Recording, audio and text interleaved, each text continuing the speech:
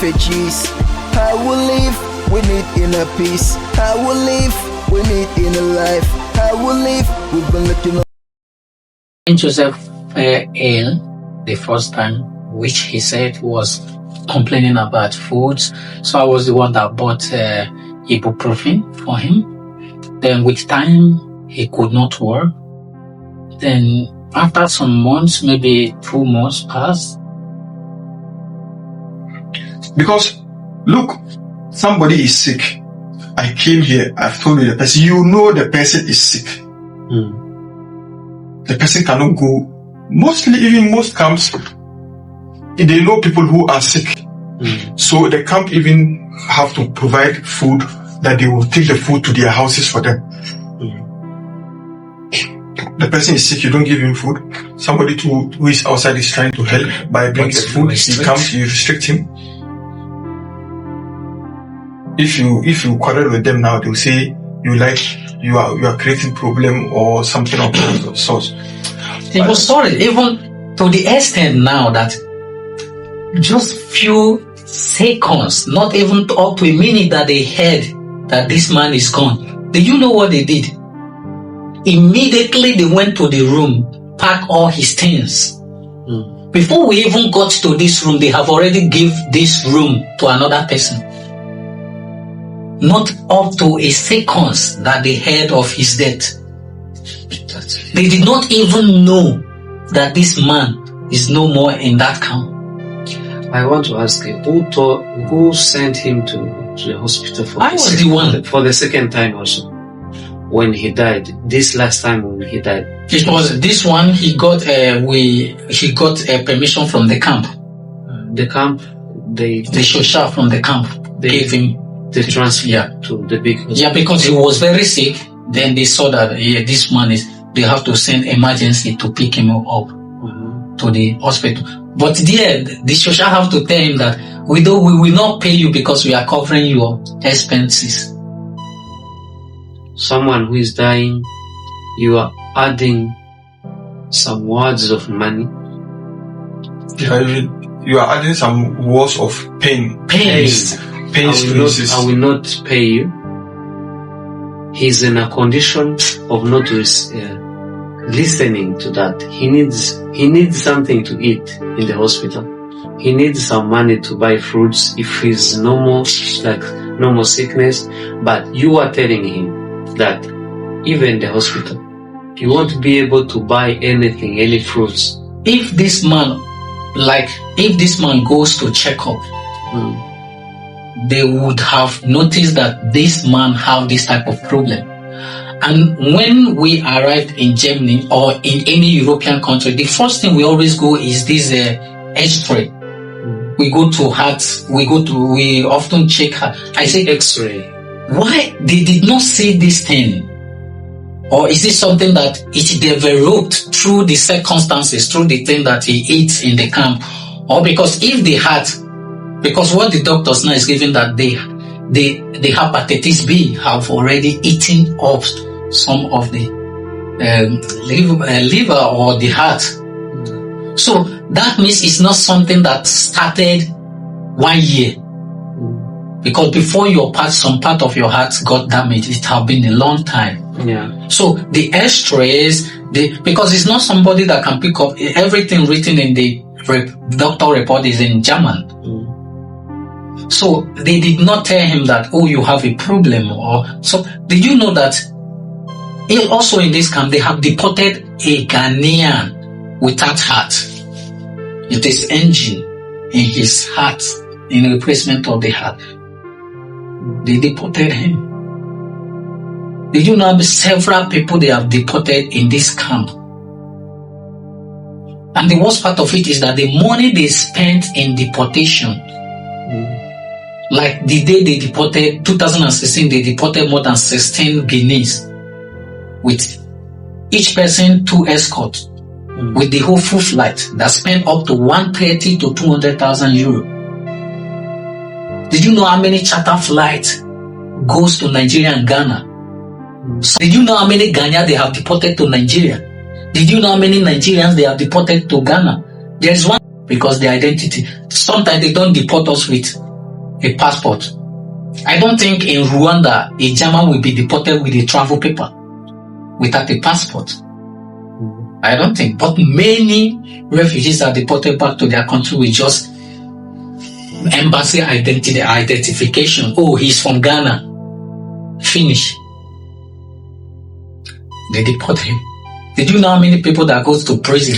That would say that would like this to stop, because it is killing people, destroying life of people. Most of the people who come here, they come for security. Yeah. And when you don't see security where you were expecting, you definitely get post-traumatic disorder and some other life issues. Yeah. And I met Joseph in that program, Photo Voice. Yeah, that's where I met him. He was a kind guy and funny guy at the same time. He was social.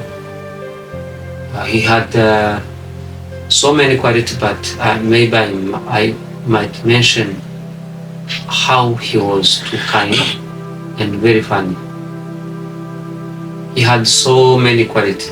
He's one guy we had who was able to make everyone talk and laugh without caring who you are, which situation you are in, where are you from, are you black, are you white, where Even claim to be Nigerian. Didn't even care. So funny, You're man. from Nigeria, you're from Poland, you're from anywhere you're from, which race you have.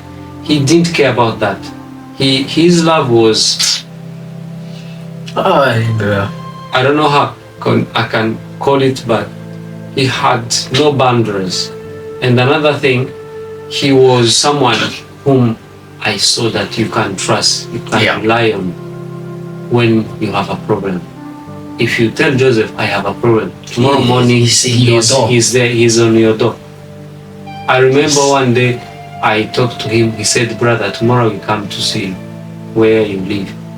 We had even planned him to come to visit me, but I don't know the program that came in. Then we postponed it. But if I can say that we have lost one guy who was good among us and who had so many qualities that most of us we don't have. So may his soul rest in peace. I think we can conclude here. Maybe next time we will talk.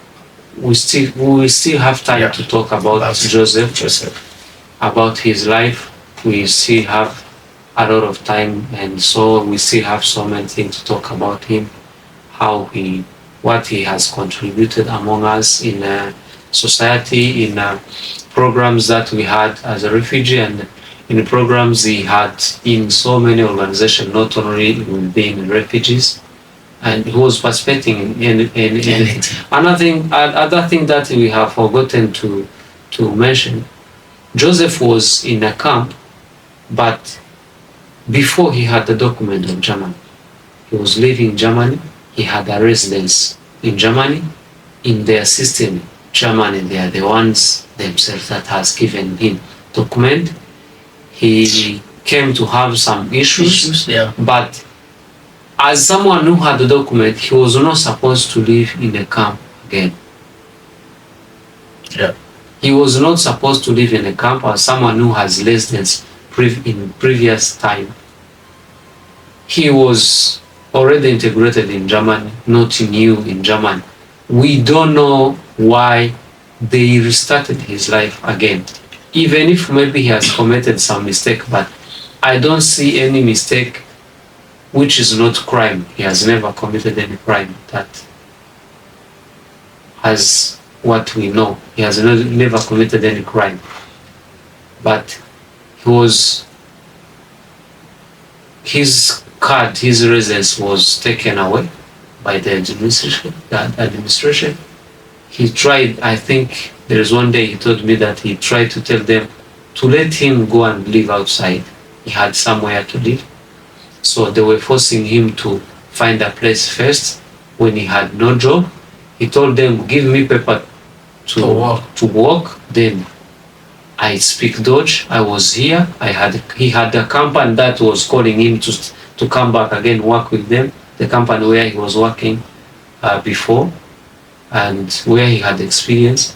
So all of those things, we can say that in like conclusion or in summary, that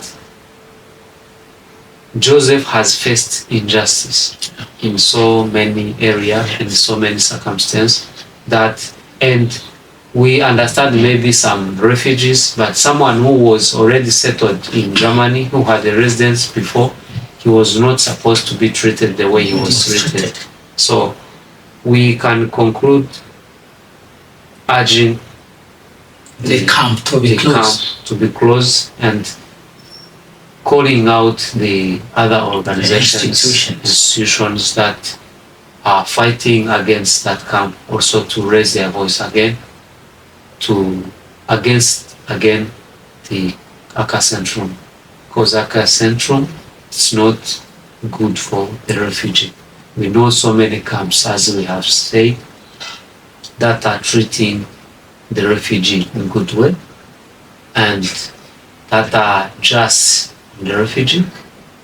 The Ankerzentrum, sometimes you do interview, in 2 weeks they send you the negative, you send your